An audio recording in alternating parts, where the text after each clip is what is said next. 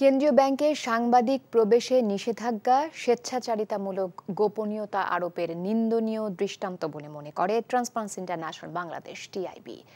একই সাথে অবিলম্বে এই আদেশ প্রত্যাহারেরও দাবি জানিয়েছে সংস্থাটি এক বিবৃতিতে আর্থিক খাতের নিয়ন্ত্রক প্রতিষ্ঠান এবং জনগণের অর্থের শেষ অবলম্বন বাংলাদেশ ব্যাংকে সাংবাদিকদের প্রবেশে নিয়ন্ত্রণ আরোপের ঘটনায় গভীর উদ্বেগ জানিয়েছে। এটিকে জনগণের তথ্য জানার আইনসিদ্ধ অধিকার নিশ্চিতের পথে অনৈতিক ও স্বেচ্ছাচারী পদক্ষেপ উল্লেখ করে টিআইবির নির্বাহী পরিচালক ডক্টর ইফতেখারুজ্জামান বলেন, গোপনীয়তার ঘেরাটোপ আরো বড় বিপদ ডেকে আনতে পারে।